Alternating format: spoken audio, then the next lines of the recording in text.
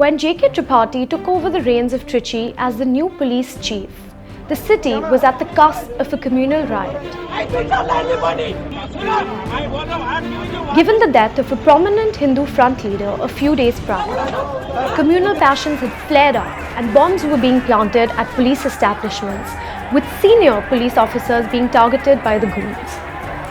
It was the steepest challenge of Tripathi's career, and one he lived up to with great courage and dexterity. In Trichy, the alleged criminals were considered to be part of the local community, while the policemen in charge of ensuring law and order were considered to be the outsiders. J.K. Tripathi ushered in the philosophy of community policing to combat this.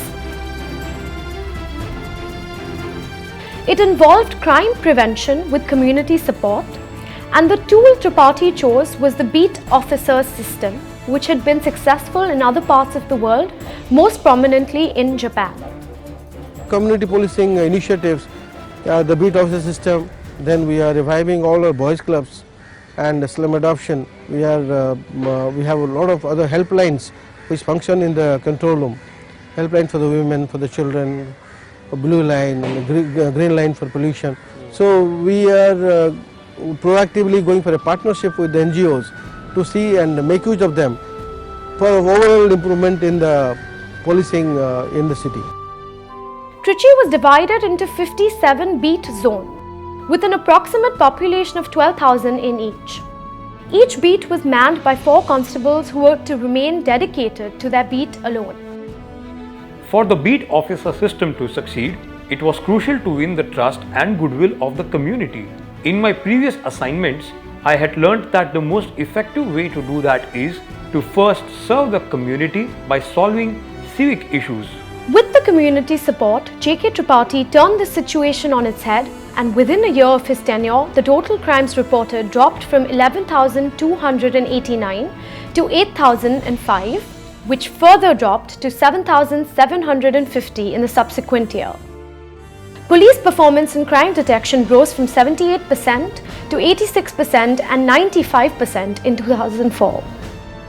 J.K. Tripathi ensured that communal tensions subsided and regained public confidence in the police as a law enforcement agency that ushered in an era of shared responsibility. A strong believer in the theory of circumstances push most criminals towards a life of crime, J.K. Tripathi, when moved to his current role as the Additional Director General of Police Prison in the state of Tamil Nadu, focused on reformation and rehabilitation, not on retribution. He went about this in a twofold manner: improving the quality of life in prisons and preparing prisoners for a life outside the prison. Mahatma Gandhi had said, "The prisoners are wards of the state and not slaves." In keeping with this philosophy, J.K. Tripathi roped in NGOs, teachers, local chambers and other concerned citizens to prepare them for a life outside. Under the empathetic and tipping point leadership of J.K. Tripathi, involving the civil society has become a norm in the prison administration in Tamil Nadu today. During the last Republic Day celebration in 9 of our prisons, we invited 54 former inmates who have found self-employment post their release to share their experience with prisoners.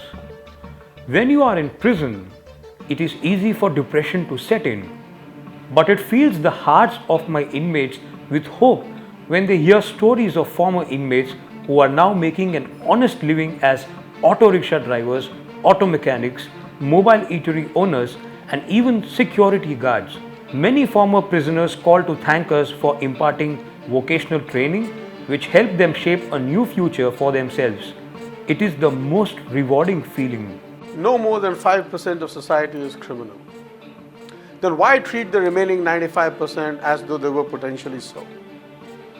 J.K. Tripathi came up with this insight that if 5% of society is criminal, applying the Pareto principle, 20% of the 5% are the ones that commit 80% of the crime. And if you can deal with that small number, you have a crime-free society. Insight number 2, you cannot police a community. You got to help the community leverage and police itself. Insight number 3, the problems that the community is experiencing, the solutions for those problems are embedded in that very community. Its resourcefulness is embedded in that community. Applying the logic of tipping point principle, J.K. Tripathi first of all brought about cognitive clarity, figuring out what really is the problem, what resources need to be mobilized and how. How do you motivate people to drive the change and go that extra mile? And finally, what comprises or who comprises your political opposition, and how can you marginalize them without alienating or hurting them so that there is no ulterior sabotage. In this video, these particular insights to my mind are the most remarkable and warrant some reflection.